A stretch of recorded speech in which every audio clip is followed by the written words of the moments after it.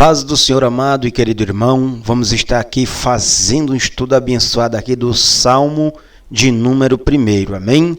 Já deixa aquele joinha para fortalecer o nosso trabalho. Você que não é inscrito, se inscreve em nosso canal e não esqueça de ativar o sininho das notificações e compartilhar este conteúdo para que outras vidas sejam alcançadas através da palavra de Deus. Esse quem vos fala é o irmão Presbítero Leandro e você está aqui no canal Presbítero Leandro Oficial. Segue o vídeo logo após a vinheta.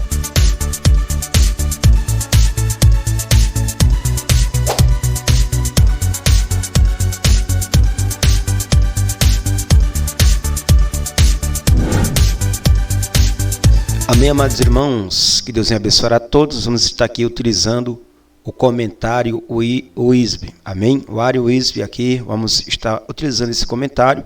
O comentário é excelente. Os irmãos novos convertidos só tomem cuidado, porque o WISB é um teólogo aí da linha calvinista, amém?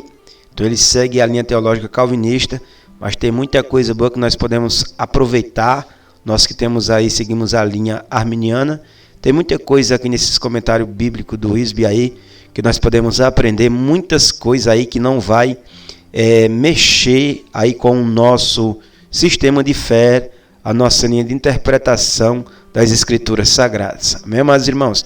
Vamos estar aqui estudando o Salmo 1 e você vai ver que esse estudo irá te abençoar abundantemente. Amém? Vem comigo aqui, vamos começar o estudo. Vamos aqui para a introdução. Salmo 1. O editor que colocou essa preciosidade no começo de Salmos agiu com sabedoria, pois a palavra deste cântico indica o caminho para a bênção e adverte sobre o julgamento divino. Dois temas frequentes nos Salmos. As imagens deste Salmo lembram o leitor dos ensinamentos anteriores no Antigo Testamento. Em Gênesis, vemos pessoas caminhando com Deus. Nós podemos ver isso em Gênesis 5, 21 e 24, e 6, versículo 9, e 17, versículo 1. O rio que dá vida, Gênesis 2, verso 10 ao 14, e também árvores e frutos, Gênesis 2, verso 8 ao 10.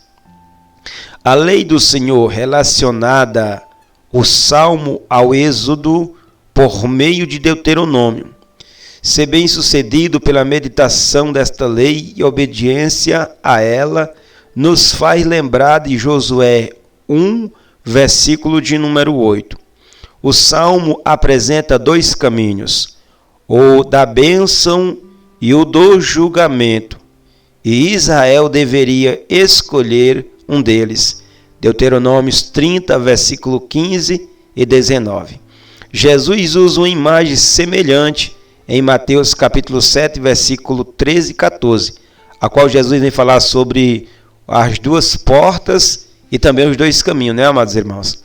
A história da Bíblia parece desenvolver-se em torno do conceito de dois homens, o primeiro Adão e o último Adão.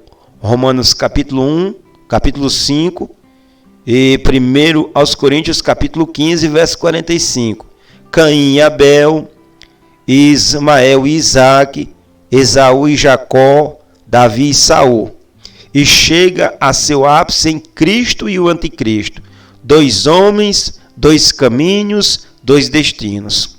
O Salmo 1 é um salmo de sabedoria e trata da palavra de Deus, das bênçãos de Deus sobre aqueles que meditam sobre esta palavra e lhe obedecem, e do julgamento final de Deus sobre os rebeldes.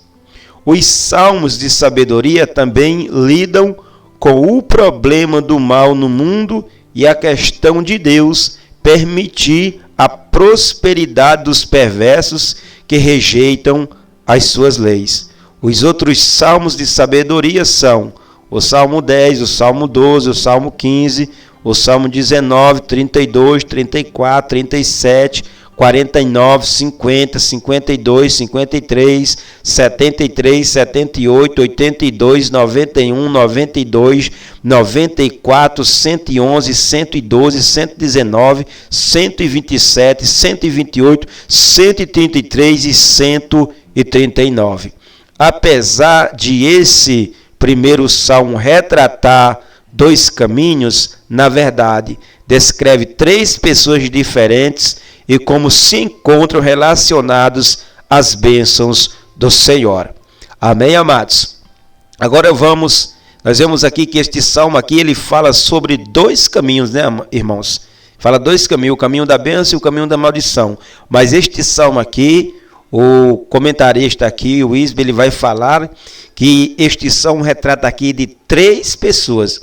Aí aqui nós vamos ver a primeira pessoa que o Salmo 1 ele vai retratar, ele vai falar sobre esta primeira pessoa. Em primeiro lugar, a pessoa que recebe uma bênção de Deus. Então esse Salmo aqui, ele vai na verdade descrever três pessoas diferentes como se encontram relacionados às bênçãos do Senhor. Primeiro, a pessoa que recebe uma bênção de Deus. Vamos ver? A aliança de Deus com Israel deixava claro que ele abençoaria a obediência e julgaria a desobediência. Nós podemos ver isso em Levítico 26 e Deuteronômio 28.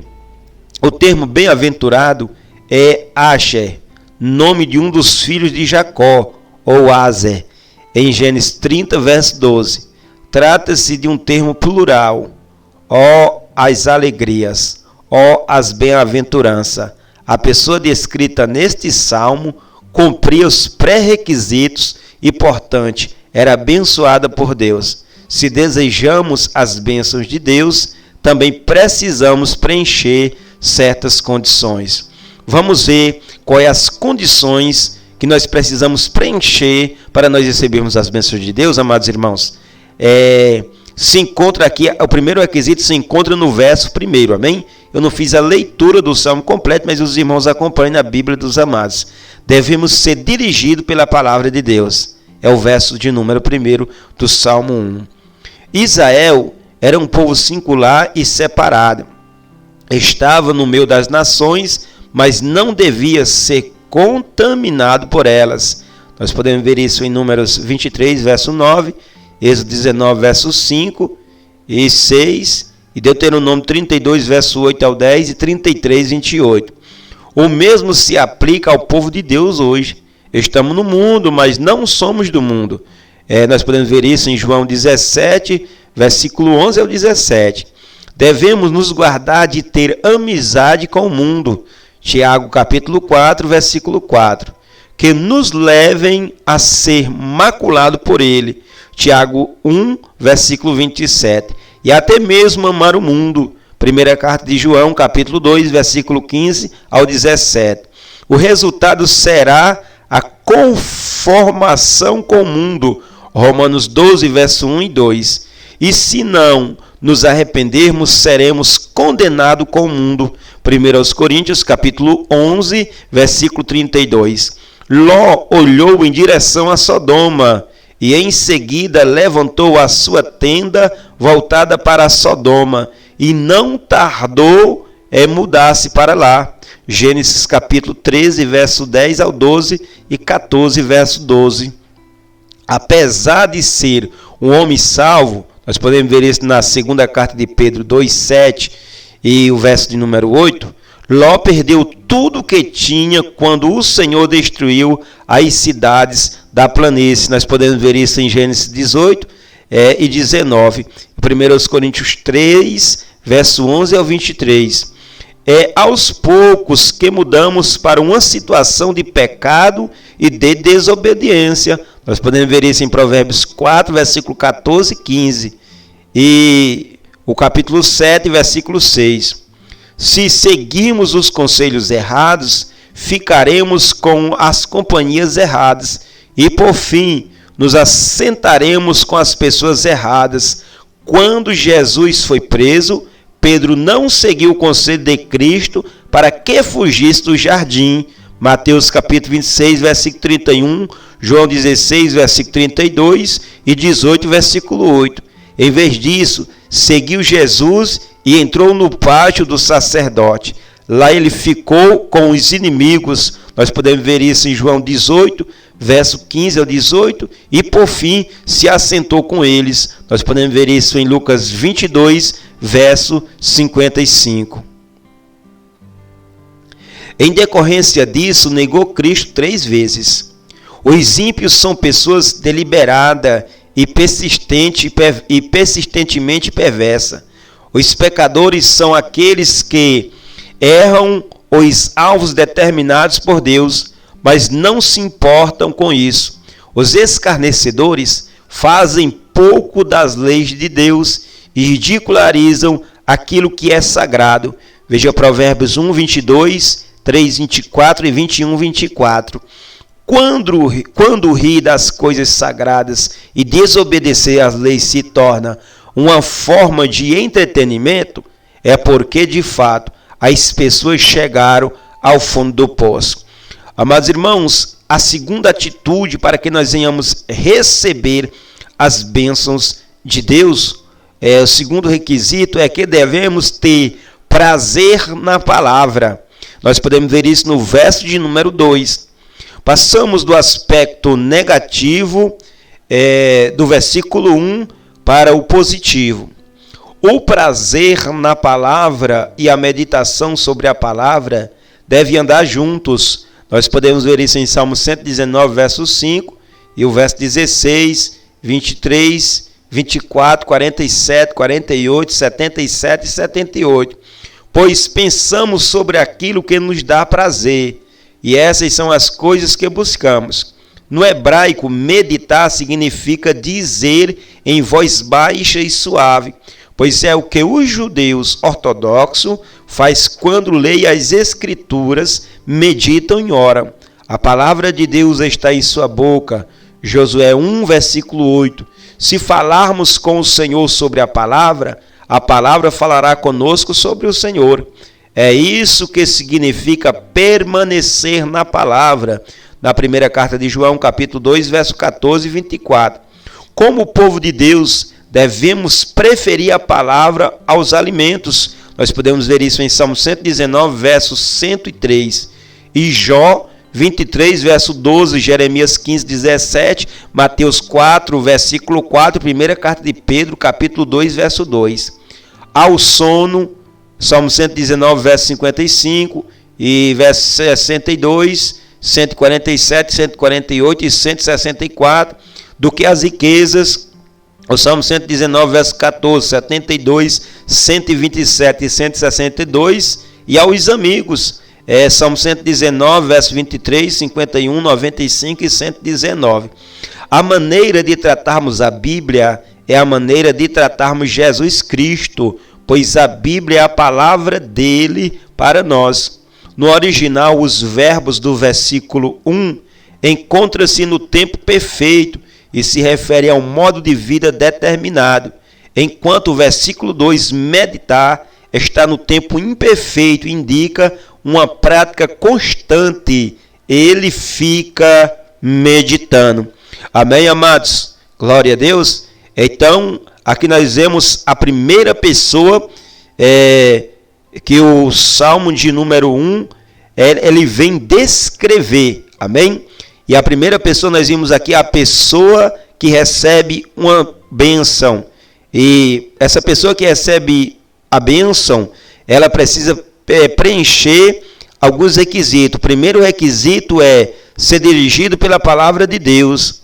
O segundo requisito é que deve ter prazer na palavra de Deus. Amém, amados? Glória a Deus. Vamos agora para a segunda pessoa, que o Salmo de número 1 vem aqui relatar e revelar. A segunda pessoa que o Salmo primeiro vem revelar é a pessoa que é uma bênção.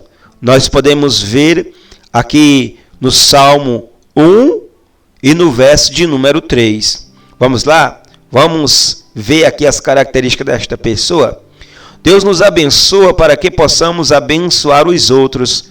Gênesis 12, verso 2. Aqui é quando Deus fala para Abraão que ele seria uma bênção para as nações.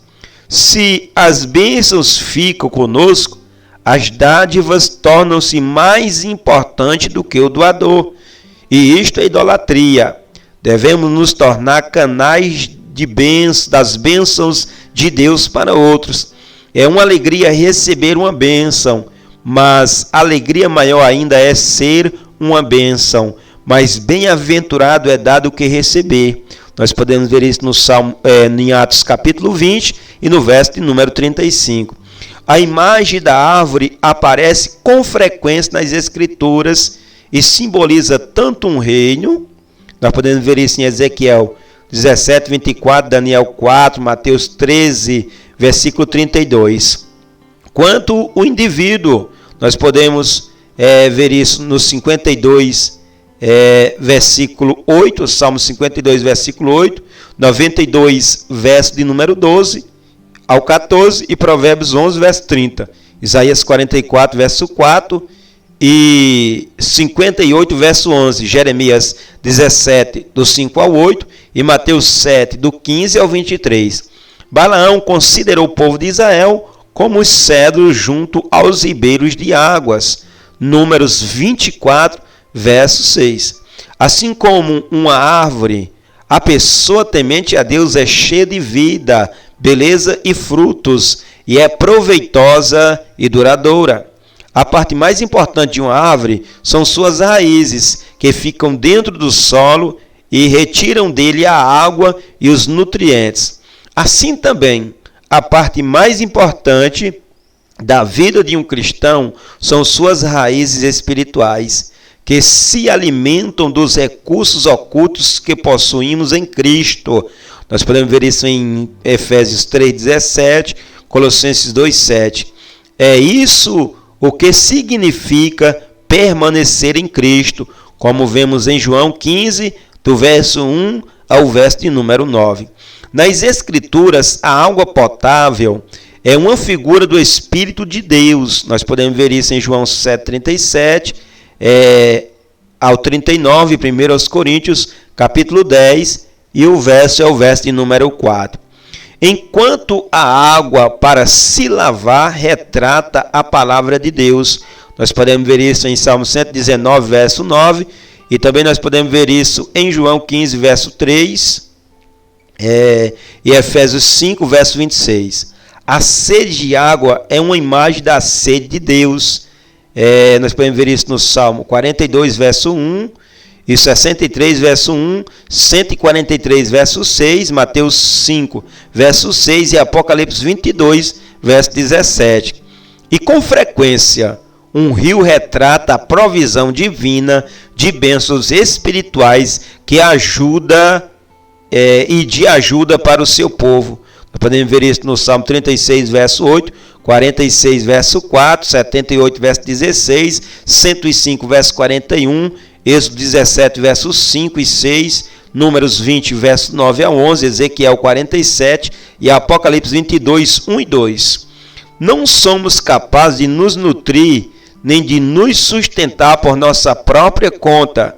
Precisamos estar arraigados em Cristo e nos alimentar do seu poder espiritual. Uma das fontes de energia é a meditação na palavra. Nós podemos ver isso aqui no Salmo 1, verso 2.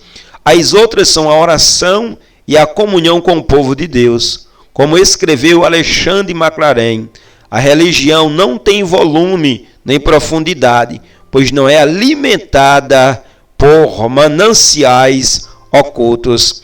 As árvores podem secar e morrer, mas aquele que permanece em Cristo mantém-se sempre verde e dá muitos frutos. Podemos ver isso no Salmo 92, verso 12 ao 14. Os frutos se referem aqui a várias bênçãos, ganhar pessoas para Cristo. Nós podemos ver isso em Romanos 1,13. Ter um caráter piedoso, nós podemos ver isso em Romanos 6, 22 e Gálatas 5, 22 e 23. Contribuir financeiramente para a obra do Senhor, Podemos ver isso em Romanos capítulo 15, verso 28.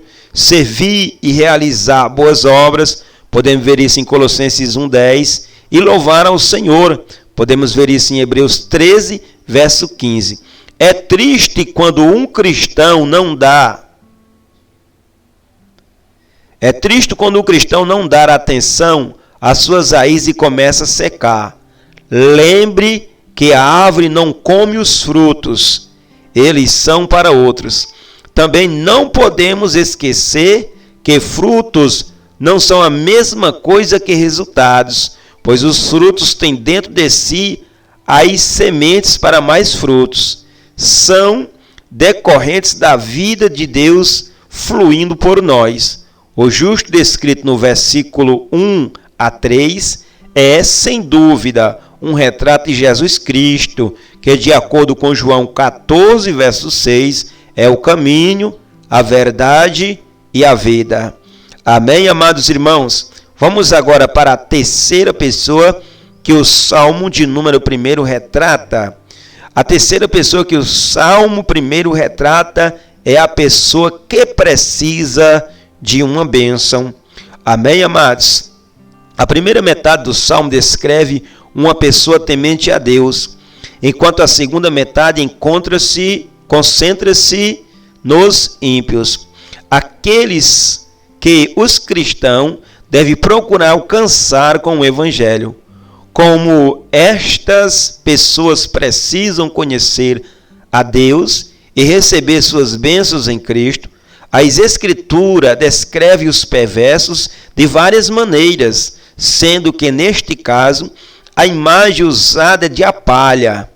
Ao contrário do justo, que são como árvores, os ímpios são mortos, sem raízes, espalhados por toda parte e destinados ao fogo. A palha não tem valor algum.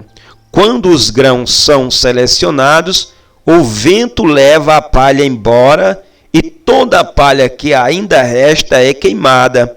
João Batista usou essas mesmas imagens de árvore, fruto e palha para advertir os pecadores e chamá-los ao arrependimento.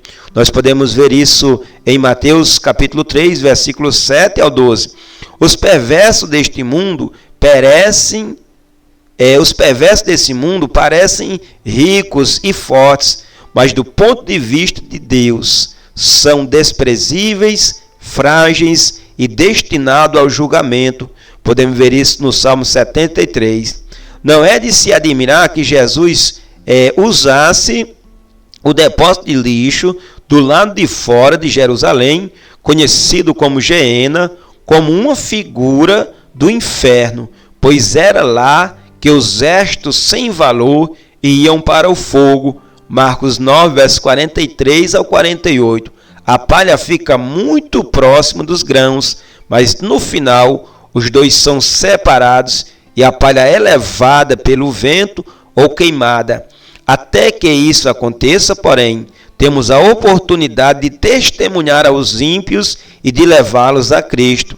Quando o dia do julgamento chegar, o Senhor, o justo juiz, separará o trigo do joio, as ovelhas dos bodes, os grãos da palha, e nenhum incrédulo poderá reunir-se com o justo.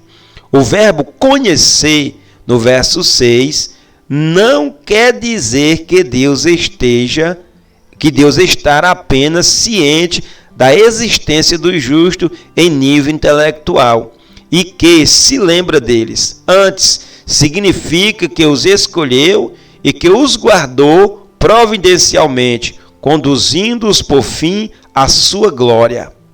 Como no caso de Amós 3, verso 2, o termo conhecer é usado com o sentido de escolher, entrar numa relação de aliança, ter um relacionamento pessoal.